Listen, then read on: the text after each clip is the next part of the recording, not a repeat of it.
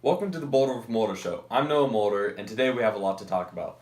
Joining me today up on the panel is Rulof Mulder, but we'll get to him later. Now today we're going to talk about James Madison's position on the ratification debates. But first, we must talk about who this guy is, the things that influenced him the most. It could be his mother, his dog, or maybe some important philosopher. And in what ways did he contribute to the Constitution, and which one of our early English government documents influenced also? And most importantly, where did he get his ties from? I know for me, it always has to come from our great sponsors, Ties for Guys, a website that sells ties that are just for guys. My wife and I, we love them. We've been using them for years. And the best part, it's only $20 a month to rent a tie. I'm like, where do you get a better deal from that? And better yet, you go to the website, you use my promo code Mulder, that's spelled M-U-L-D-E-R, at tiesforguys.com, and you'll get 10% off your first month's rent. Okay, so first, some quick background information about James Madison. He is known as the father of the Bill of Rights and the father of the Constitution because he was a pivotal person in the drafting and promotion of the Constitution and Bill of Rights. In his early years, he studied under Donald Robinson. From him, he became proficient. From him, he became proficient in geography, mathematics, modern and classical languages, especially Latin. And at age 16, he began a 2-year course as an introductory to college. And then in 1769, he enrolled in the College of New Jersey, now known as Princeton University. And his studies include the usual, and he had a great emphasis on speech and debate. After graduation, Madison studied Hebrew and political philosophy under the university's president. Even though he didn't go there, they kind of allowed him to go. The president being John Witherspoon, and that ended in 1772. An important philosopher that influenced Madison was Montesquieu. Montesquieu originally came up with the idea of separations of power in the government, the executive, legislative, and judicial, and James Madison incorporated that into the Constitution. One early English document that influenced him was the Articles of Confederation. Madison disliked a multitude of things that came from the document. He believed that the central government was way too weak and could not do much. One of them being that he worried that Congress had no power to tax, and because of that, they were unable to pay for the debts from the Revolution. This figured him and many others that America would spiral into bankruptcy and most likely fail because of the Article of Confederation's ineffectiveness, and so he was able to use this as kind of a basis of what not to do. Now, how did he contribute to the Constitution? Well, I think the biggest reason is he drafted up the Bill of Rights. While the Constitution was being created, the Declaration of Independence, a document used to interpret rights at the time and to separate from England, was not enough. He kind of used it a little bit, but yeah. So he believed that there should be a document incorporated into the Constitution itself to outline the basic rights.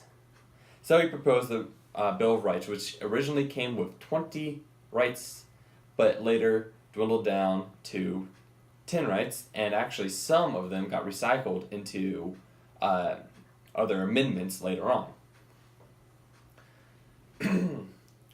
So now we're going to take a short break, and we'll be back with Rulof Mulder on the panel.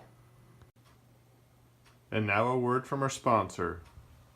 Ties for Guys. Ties for Guys.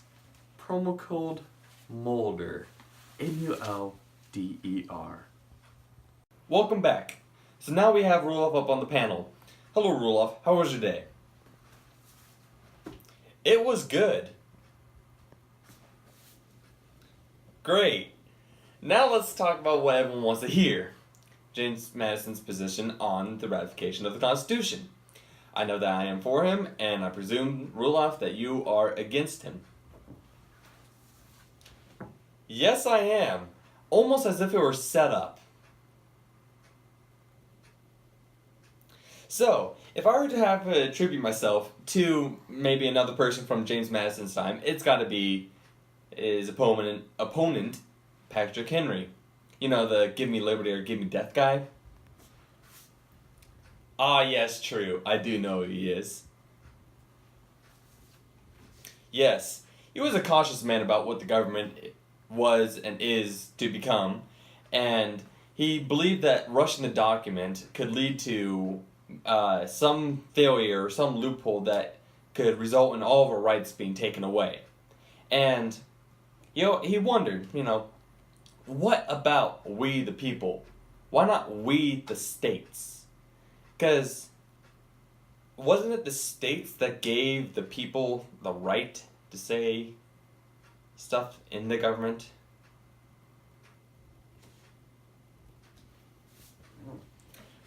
Well, the expression, we the people, is set in place to state that it is the people who are the government, and it is by the will of the people that the government can exist.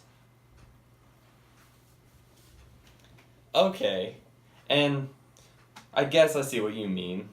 And so why shall we take away the power from the states and invest it so much into the federal government in such a bold way that matches that of separating from Great Britain?